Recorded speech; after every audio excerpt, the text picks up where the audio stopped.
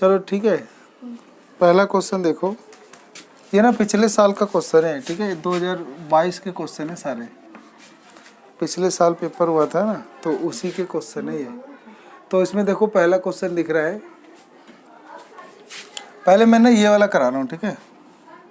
तो लिखा है एक समांतर श्रेणी में यदि Sn बराबर, हमें Sn दे रखा है, Sn बराबर n 4n+1 है, तो समांतर श्रेणी ज्ञात करो। यानी हमें Sn की वैल्यू दे रखा है, ठीक है, Sn की वैल्यू क्या दे रखा है 4, ठीक है ना, n ब्रैकेट 4n+1 दे रखा है। तो हमें यहाँ पे AP ज्ञात करना है, ठीक है। AP कैसे निकालेंगे, A1 A2 A3 ऐसे होता है AP, या फिर ऐसे कह लो A+D A+2D ऐसे निकालना है। तो A और D पता चल जाए तो ये मैं निकाल सकता हूँ, है ना, मतलब AP निकाल सकता हूँ। तो यही हमें फाइंड करना है।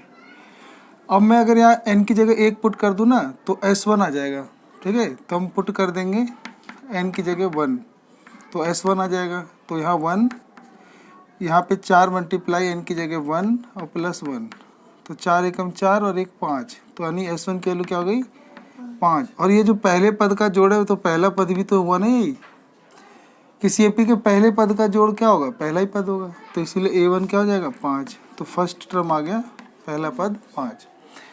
अब मैं अगर 2 पुट कर दूँ ना अगर n की जगह, तो 2 पदों का जोड़ा जाएगा। तो हम पुट कर देंगे n की जगह इस बार 2 पुट कर देंगे, ठीक है।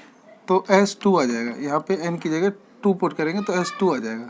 तो यहाँ n की जगह 2, 4 मल्टीप्लाई n, तो 4 मल्टीप्लाई n की जगह 2 और +1, तो आ जाएगा तुम्हारा 4 दूनी 8 और 1 9, तो 9 दूनी 18। तो S2 का मान क्या आ गया 18 आ गया। अब मुझे ना A2 निकालना है, तो फार्मूला होता है S2 - S1। अगर हमें A2 निकालना है दूसरे पद, तो फार्मूला होता है S2 - S1। तो S2 कितना दे रखा है 18, और S1 देखो अभी कितना आया था 5, तो यहाँ 5 लिख दो, तो यानी ये 13 आ गया। तो A2 का मान कितना आ गया 13 आ गया। समझ में आ गया यहाँ तक। अब A2 को हम क्या लिखते हैं, A2 को A+D लिखते हैं, याद है ना, A2 को क्या लिखते हैं A+D। तो ये हमें पे मिल गया 13। तो अब हम A की जगह 5 रख देंगे यहाँ, तो D आ जाएगा ना, तो 5 रख दो n की जगह, तो 5 उधर घट जाएगा, तो D का मान 13 घटा 5, तो यानी D का मान 8 आ गया। अब मेरे पास A भी पता चल गया और D भी पता चल गया, यानी प्रथम पद भी पता चल गया और सार्वंतर। और अब हमें क्या निकालना था AP, तो हमें AP निकालना था। तो फॉर्मूला था ना A+D A+2D और डैश डैश डैश। तो बस पहला पद आया 5, 5 जमा D का मान 8, फिर 5 जमा 2 गुना D का मान 8।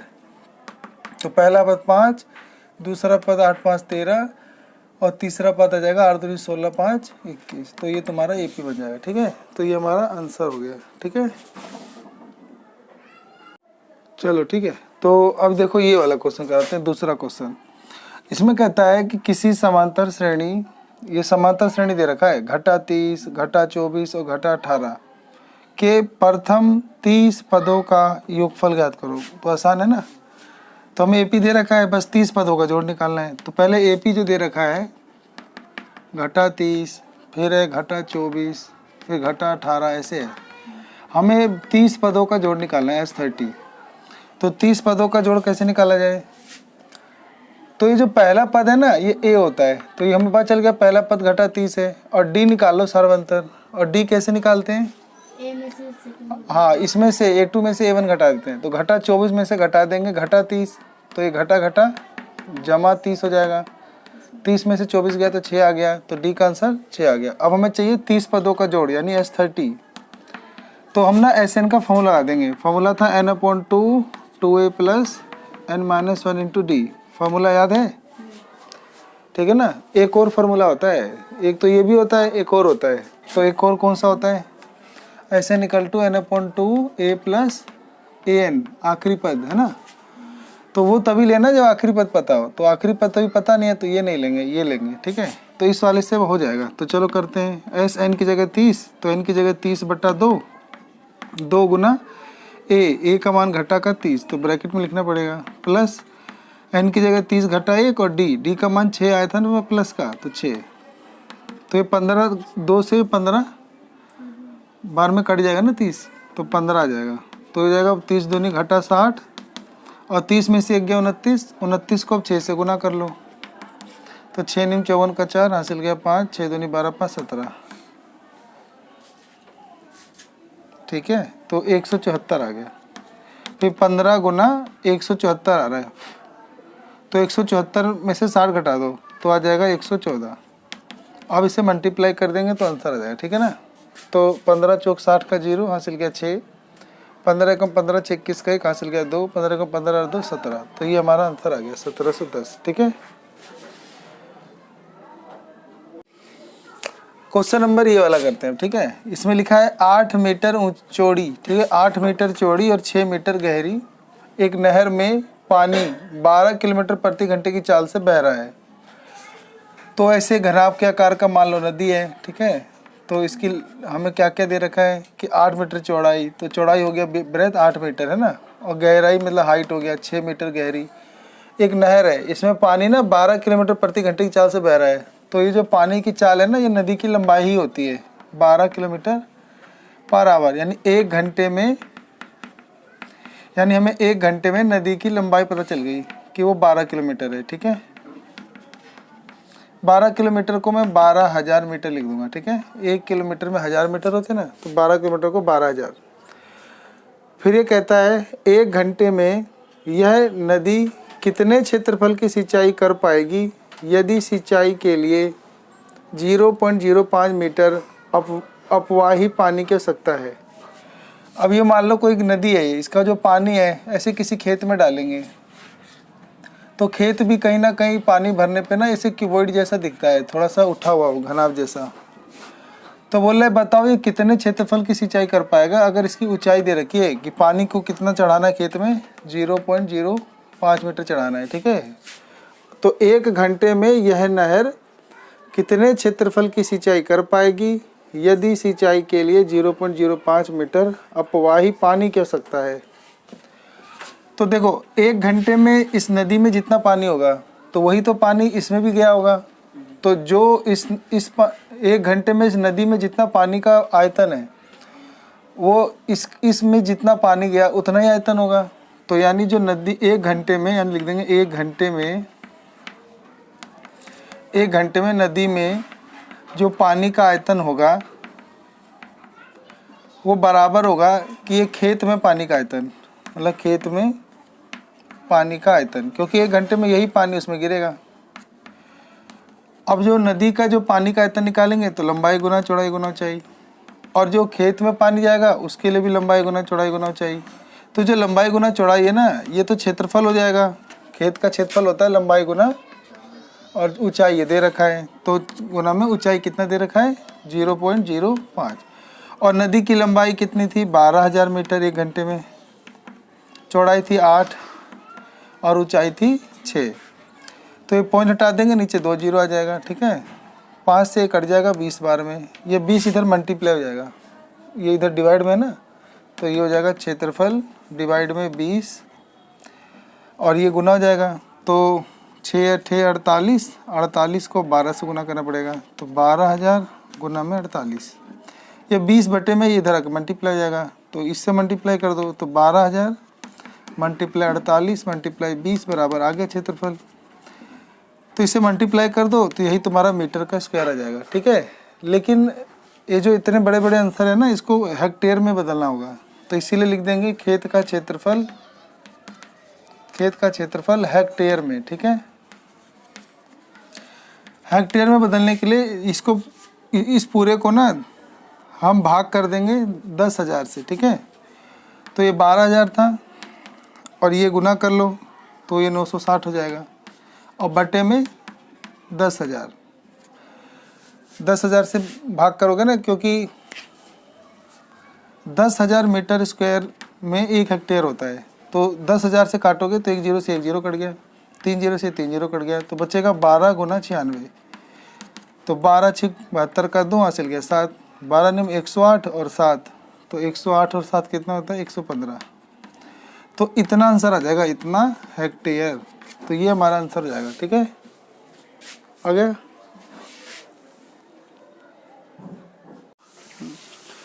अगला क्वेश्चन देखो, ये कहता है ऊंचाई 30 सेंटीमीटर तथा त्रिज्या 7 सेंटीमीटर वाले एक ठोस बेलन में से, यानी एक ऐसे बेलन है, तो कह रहा है कि ऊंचाई 30, तो इसकी ऊंचाई हो गई 30 सेंटीमीटर और त्रिज्या 7, तो इसका रेडियस हो गया 7।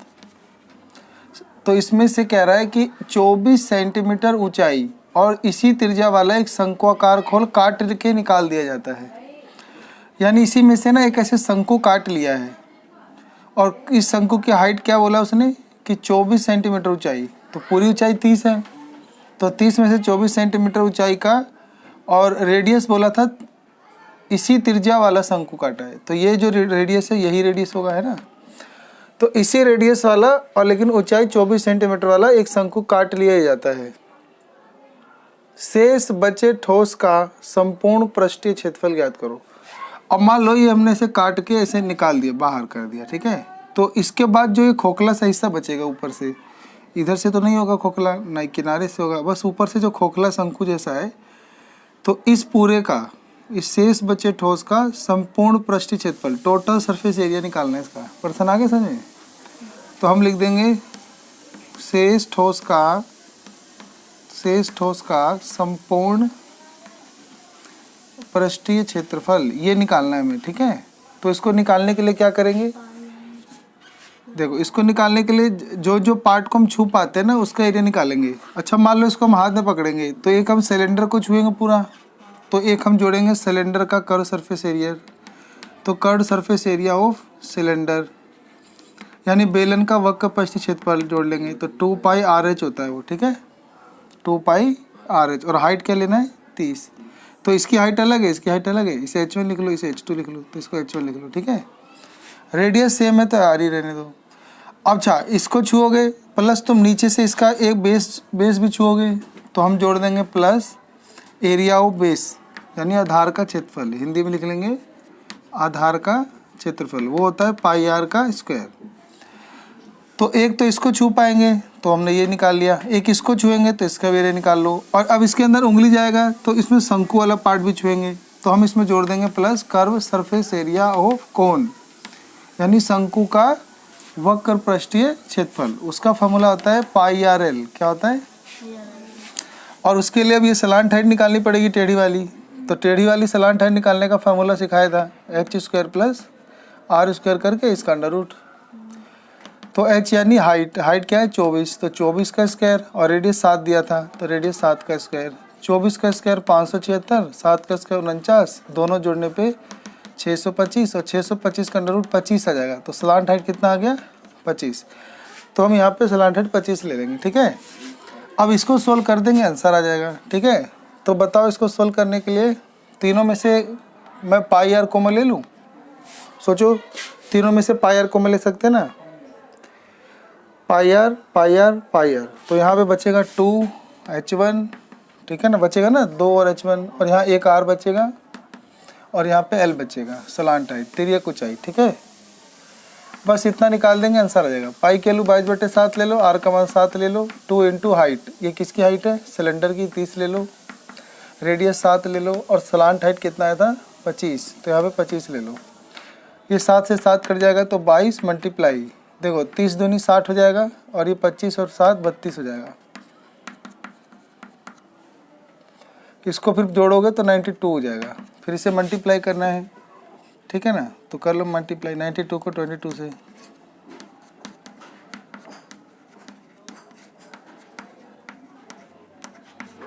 तो ये आ रहा है 2, ठीक है ना, 2024 सेंटीमीटर का स्क्वायर। तो ये हमारा आ गया total surface area of remaining solid, ठीक है। तो शेष बचे ठोस का संपूर्ण क्षेत्रफल आ गया, समझे। तो ये जो खोद के निकाल दिया था, तो इसके बाद इसका जो जो पार्ट बचा था उसका हमें टोटल सरफेस एरिया निकालना था। तो एक तो छूने पे सिलेंडर आएगा, तो सिलेंडर का किनारा छू पाएंगे तो उसका कर्व सरफेस एरिया 2 पाई RH, नीचे से एक सर्कल छुओगे तो आधार का क्षेत्रफल पाई R², और ऊपर से एक शंकु का छाप मिलेगा तो उसके लिए पाई RL, ठीक है। अब तीनों को जोड़ दोगे आंसर आ जाएगा, ठीक है। चलो देखो ये अगला क्वेश्चन हमारा, ये कहता है ये वाला रेहान की 5 वर्ष पूर्व आयु वर्षों में, ठीक है, मतलब 5 साल पहले आयु तथा अब से 7 वर्ष उपरांत उसकी आयु का गुणनफल। एक तो बोल रहा है कि जो अभी आयु है तो 5 साल पहले की आयु और अब से 7 साल के उपरांत यानी 7 साल के बाद उसकी आयु का गुणनफल उसकी वर्तमान आयु के दुगने से 1 अधिक है, तो उसकी वर्तमान आयु ज्ञात करो। उसकी वर्तमान आयु के दुगने से 1 अधिक है, तो इसको ऐसे करेंगे, लिखेंगे माना, ठीक है ना, लिखेंगे माना रेहान की वर्तमान आयु x वर्ष मान लेंगे, ठीक है। अब अकॉर्डिंग टू क्वेश्चन उसने क्या बोला कि रेहान की 5 वर्ष पूर्व आयु, 5 साल पहले, अभी मान लो कोई आदमी x साल का है तो 5 साल पहले उसकी उम्र छोटी हो जाएगी, यानी कम हो जाएगी। अब बोल रहा था कि तथा अब से 7 वर्ष उपरांत, उपरांत माने के बाद उसकी आयु का गुणनफल, तो उसकी आयु गुणनफल 7 साल बाद, अभी उम्र क्या है x, 7 साल बाद तो ये बड़ा हो जाएगा तो x + 7, तो इनका गुणनफल 5 साल पहले की आयु और 7 साल के बाद आयु का गुणनफल, तो गुणनफल के लिए ब्रैकेट लगा दिया, ठीक है। तो किसके बराबर होगा, तो बोला है कि गुणनफल उसकी वर्तमान आयु के दुगने, तो अभी वर्तमान आयु x है तो इसके दुगने से 1 अधिक है, यानी ये जो गुना करोगे तो यही किसके बराबर है, तो यही इसकी वर्तमान आयु के दुगने से 1 अधिक है, यानी इतने के बराबर दिया हुआ है, तो हमें उसकी वर्तमान आयु ज्ञात करनी है। अब इसी को सोल्व कर दो, हो जाएगा, ठीक है। पहले ये x है ना, ये इन दोनों से गुना होगा और जो -5 है ये इन दोनों से गुना होगा, ये इससे गुना होगा तो x², ये इससे गुना होगा तो 7x, ये इससे गुना होगा तो 5x, ये इससे गुना होगा तो -7 × 5 = 35, तो ये जाएगा x², 7 में से 5 गया 2 और ये 2 से 2 कट ही जाएगा तो घटा 35 बचेगा। देखो 7 में से 5 गया 2x और 2 में से 2x कट ही जाएगा, तो यानी ये वाले से ये दोनों कट ही गया, तो घटा 35 बराबर 1 बचेगा, ये उधर चला जाएगा तो x² बराबर 36, ये उधर जाके जुड़ जाएगा 36, और 36 किसका स्क्वायर होता है, 6 का स्क्वायर होता है, तो स्क्वायर कट गया, x की वैल्यू +-6 बचेगी। तो आयु, हमें तो आयु निकालनी है, आयु तो माइनस में होती नहीं है, तो इसलिए प्लस का 6 आंसर, तो लिख देंगे कि रेहान की आयु कितनी है, 6 वर्ष, ठीक है। चलो अगला क्वेश्चन देखो, अगला ये कहता है एक ना द्विघात समीकरण के x का मान ज्ञात करना है, तो ये क्या दे रखा है, √3x² + 10x + 7√3 = 0। इसको इससे मल्टीप्लाई करो, तो ये इससे मल्टीप्लाई करोगे तो √3x² को मल्टीप्लाई करोगे इससे, आगे पीछे वाला मल्टीप्लाई करते हैं तो करो, √3 3 हो जाता है, ठीक है, और ये 7 और इंटू x², तो 7 या 21 हो गया। अब 21 का फैक्टर करो कि 10 आ जाए, तो 7 या 21 इन्हीं को जोड़ोगे तो आ जाएगा, ठीक है ना। 3 को थोड़ा आगे लिख लो क्योंकि √3 है आगे, और यहाँ 7 लिख लो और x लिख दो। हमें प्लस का 10 चाहिए तो ये दोनों को ऐड कर दो, है ना, हो गया ना। इनको मल्टीप्लाई करोगे तो 21 ही आएगा प्लस का, और इन्हें ऐड करोगे यही आ जाएगा। तो इस बीच वाले को ही तोड़ना होता है, तो ये तोड़ दिया। अब ये पीछे रहने दो, ये वाला आगे रहने दो। अब इनमें से कॉमन ले लो, तो इनमें से क्या कॉमन लिया जाए, इसमें से √3 कॉमन लिया जाए और एक x, तो यहाँ पे एक x बचेगा, और यहाँ पे जो 3 है ना इसकी जगह √3 बचेगा। देखो √3 मल्टीप्लाई होकर 3 होता है, जैसे यहाँ पे मल्टीप्लाई होकर 3 हो गया था, तो ऐसे ही यहाँ 3 में से जब √3 कॉमन ले लेंगे ना एक, तो ये √3 यहाँ छूट जाएगा, ठीक है। ऐसे ही यहाँ से 7 का पहाड़ा कॉमन लेंगे तो x + √3 बचेगा। फिर x + √3 देखो सेम है ना जुड़वा, तो इन्हें एक बार लिख लेंगे और ये बाहर वाला एक बार लिख लेंगे, ठीक है। और बराबर 0 भी चल रहा था, ठीक है। अब क्या करेंगे, एक बार इसको 0 रख लेंगे, तो x + √3 को 0 रख लेंगे, और एक बार इसको √3x + 7 को 0। अब ये उधर जाएगा तो x की वैल्यू -√3 आंसर आ गया, और ये उधर जाएगा तो √3x बराबर में -7, और ये डिवाइड में आ जाएगा तो x की वैल्यू हो जाएगा, ठीक है ना, क्या हो जाएगा -7, और ये डिवाइड में √3। तुम इतना भी आंसर छोड़ सकते हो, नहीं तो इसका रेशनलाइजेशन करना पड़ेगा, तो रेशनलाइजेशन कर लिया करो, तो हो जाएगा -7√3 बटा √3 3, तो ये हमारा आंसर आ गया। तो 2 आंसर आ गया, एक ये आंसर -√3 और एक ये आंसर, ठीक है। तो ये हमारा आंसर आ गया, ठीक है। देखो अगला प्रश्न है हमारा कि m के किस मान के लिए द्विघात समीकरण के दो मूल बराबर होंगे। ये ना हमारा ऐसे दे रखा है m-1 का whole x square plus 2 bracket m-1 into x plus 1 equal to 0। तो ये तुम्हें क्या दे रखा है, ये एक्स स्क्वायर है, तो यानी द्विघात समीकरण दे रखा है, यानी A x square plus B x plus C equal to 0 का फॉर्म दे रखा है। हमें क्या रखा है पहले ही कि इसके ना दो मूल बराबर हैं, इसके रूट्स इक्वल हैं, दो मूल बराबर हैं, तो m का मान निकालना है। तो ऐसे निकालेंगे, देखो जब ना मूल बराबर होते हैं ना, बराबर और वास्तविक होते हैं, तब ना एक सूत्र होता है कि b square minus 4ac equal to 0 होता है, ठीक है। तो a की वैल्यू क्या है m-1, b की वैल्यू क्या है ये वाला 2 ब्रैकेट m-1 और c की वैल्यू 1 है। तो यहाँ पुट कर दो बी स्क्वायर, बी की जगह ये देखो कंपेयर करोगे ना तो ये b की वैल्यू हो गई, तो b का स्क्वायर था तो इसका स्क्वायर, फिर 4 मल्टीप्लाई a की जगह ये और मल्टीप्लाई c की जगह 1 बराबर जी। इसी को सोल्व कर दो, आ जाएगा आंसर। अब देखो 2 का स्क्वायर 4 हो जाएगा और m-1 का होल स्क्वायर चढ़ जाएगा, 4 इससे गुना होगा तो 4m और घटा 4 इससे गुना होगा तो प्लस 4 एकम 4 और 1 गुना ये तो यही रहता, फिर बराबर 0। अब अच्छा इसमें ना a माइनस बी का होल स्क्वायर लगाना पड़ेगा, तो हो जाएगा a square minus 2ab plus b square. तो जब तुम इसमें a माइनस बी का होल स्क्वायर लगाओगे तो आ जाएगा m square minus 2m plus 1, ठीक है, और घटा 4m प्लस 4 बराबर 0। अब 4 इन तीनों से गुना हो जाएगा, तो 4 एकम 4m का स्क्वायर प्लस 4 दूनी 8m प्लस 4 एकम 4 और घटा 4m जमा 4, तो हो जाएगा तुम्हारा 4m का स्क्वायर, ठीक है। फिर हो जाएगा 8 और 4 12, तो घटा 12m और ये 4 4 8 हो जाएगा ये।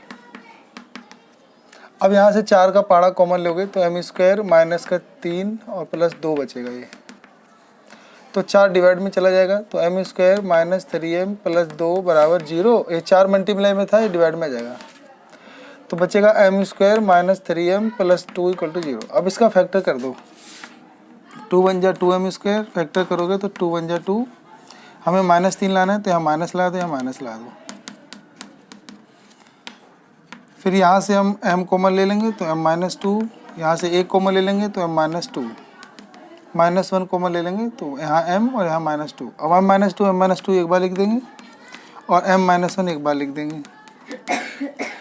फिर क्या हो जाएगा, ये एक बार इसको 0 ले लेंगे, एक बार इसको 0 ले लेंगे, तो m माइनस 2 बराबर 0 और एक बार m माइनस 1 बराबर 0। तो m की वैल्यू आ जाएगा एक बार 2 और m की वैल्यू 1, तो ये हमारा आंसर आ गया, ठीक है।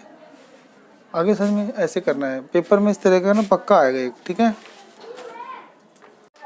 चलो देखो ये क्वेश्चन है यहाँ पे, 10.5 सेंटीमीटर त्रिज्या वाले धातु के एक ठोस गोले को पिघलाकर 3 सेंटीमीटर मतलब 3.5 सेंटीमीटर त्रिज्या और 3 सेंटीमीटर ऊंचाई के कुछ छोटे छोटे शंकु बनाए जाते हैं।